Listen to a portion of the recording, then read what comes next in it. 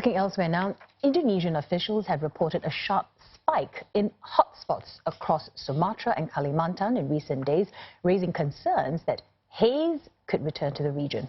Now, the report comes as the ASEAN Specialised Meteorological Centre said that in the past month, Indonesia has accounted for nearly 80% of hotspots in Southeast Asia.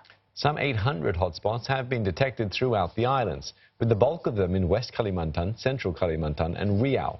The fires, often started by farmers employing slash-and-burn practices, have been worsened by the dry season, which reaches its peak this month.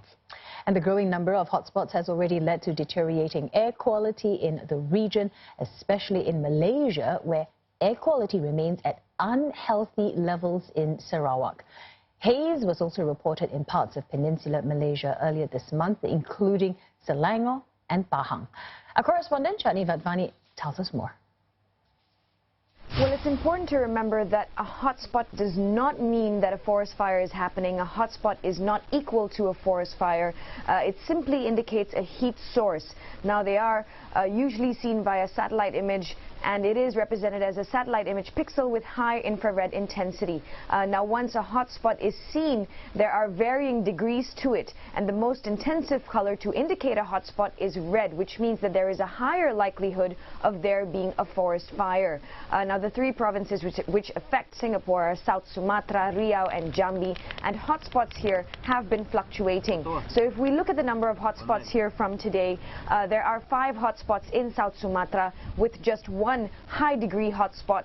Riau has 167 hotspots with 54 high-degree or potential fire hotspots, and Jambi has 15 hotspots with no high-degree hotspots. A long dry season has been predicted, and this dry season has caused plants to be flammable. However, head of the National Disaster Management Authority, or BNPB, has said that 99% of forest fires are carried out by people. Now, the BNPB chief said that the solution is to carry out an operation with a joint task force who must prevent the forest fires, they must put out the fires and manage them. Now, on Monday, BNPB head Doni Monardo, Environmental Minister Siti Nurbaya Bakar, National Police Chief Tito Karnavian and Military Chief Hadi Cayanto, all of them made their way to Riau province to directly monitor the situation on the ground. The military has said it will deploy a Hercules aircraft as well to conduct water bombing.